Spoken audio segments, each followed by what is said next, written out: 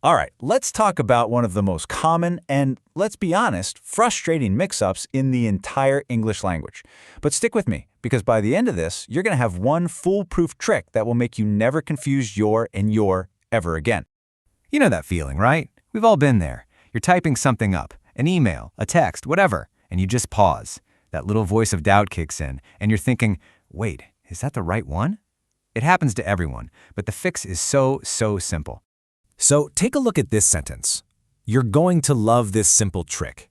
Something about that just feels a little off, doesn't it? This is exactly the kind of super common mistake we're here to solve for good. Okay, so let's formally introduce the two words causing all the trouble. They sound exactly the same when you say them out loud, but they do completely different jobs in a sentence. First up, we've got Y-O-U-R, your. The easiest way to think about this one, it's the ownership word. It's all about something belonging to you. It shows possession. For instance, we could be talking about your car, or your fantastic idea, or, your amazing taste in these explainers. See? In every single one of those, your is showing that something belongs to you.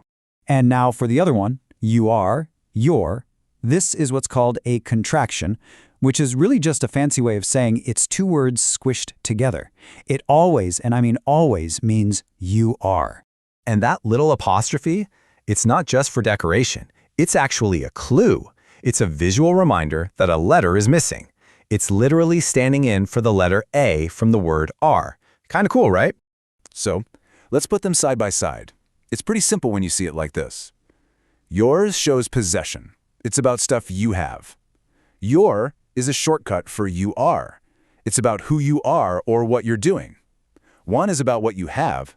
The other is about what you are. That's the whole game right there. Okay, this is the moment you've been waiting for. This is the secret weapon. The one simple trick that makes it almost impossible to mess this up. We call it the you are test.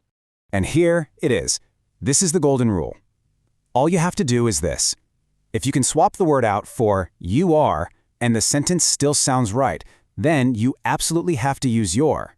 If it sounds all wrong, the answer is always your. It's honestly that easy. And here's how you do it, broken down into 4 easy steps. 1. Find the spot you're unsure about. 2. Literally say the sentence again, but plug in you are. 3. Ask yourself, does that sound like a normal sentence? If yes, use your. And 4. If it sounds totally clunky and weird, you know you need to use your. All right, enough talk. The best way to make this stick is to actually do it. So let's run through a couple of quick examples to put this test into action. Okay, first one. Is dog friendly? Take a second. How would you apply the test? What do you think? Let's try it. Is you are dog friendly? Yeah, that sounds completely bizarre, right? It just doesn't work. Since the test failed, we know without a doubt that the correct word is the one about possession. Is your dog friendly? Easy. Okay, next up. I think blank the best. You know what to do. Run that you are test in your head. So let's check it. I think you are the best. Hey, that works perfectly. The sentence makes complete sense. So we use the contraction. I think you're the best. See? This test is foolproof. It works every single time. So we've totally mastered the how, but let's just take a second to talk about the why. I mean, why does getting this tiny detail right even matter in the grand scheme of things?